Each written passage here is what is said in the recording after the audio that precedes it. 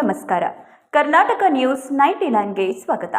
77ನೇ ಗಣರಾಜ್ಯೋತ್ಸವ ಅಂಗವಾಗಿ ಸಿದ್ದಾರೂಢ ಪ್ರಾಥಮಿಕ ಶಾಲೆ ಕೊಂಡಗುಳಿ ಗ್ರಾಮದಲ್ಲಿ ಶುಭ ಮುಂಜಾನೆ ವೇಳೆಯಲ್ಲಿ ಊರಿನ ಗ್ರಾಮಸ್ಥರು, ಯುವಕರು, ಶಿಕ್ಷಕರು, ಶಿಕ್ಷಕಿಯರು ಹಾಗೂ ಮುದ್ದು ಮಕ್ಕಳು ಜೊತೆಗೆ ಶಿಕ್ಷಣ ಪ್ರೇಮಿಗಳು, ಶಾಲೆಯ ಅಧ್ಯಕ್ಷರಾದ ಮುದುಕನ್ನ ಮಾಳನೂರ್ ಹಾಗೂ ಊರಿನ ಗಣ್ಯರ ಸಮ್ಮುಖದಲ್ಲಿ ಧ್ವಜಾರೋಹಣ ಕಾರ್ಯಕ್ರಮವನ್ನು ಬಹಳ ಭವ್ಯವಾಗಿ ನೆರವೇರಿಸಲಾಯಿತು.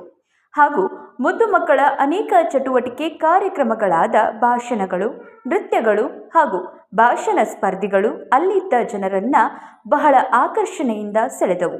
ವರದಿ ಗೌಡಣ್ಣ ದಂಡೋತಿ.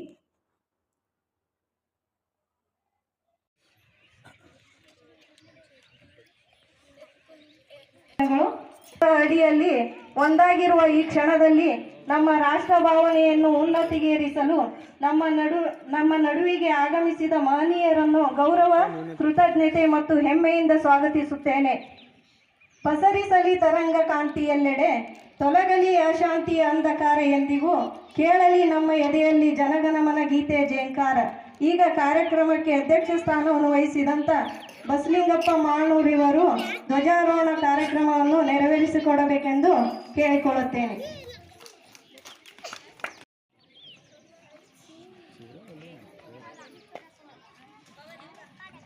ಎಪ್ಪತ್ತೇಳನೆಯ ಗಣರಾಜ್ಯೋತ್ಸವದ ಶುಭಾಶಯಗಳು.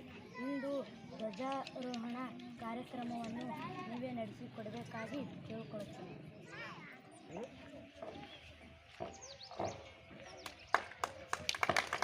ಜಾತ್ರೆ ಶುರು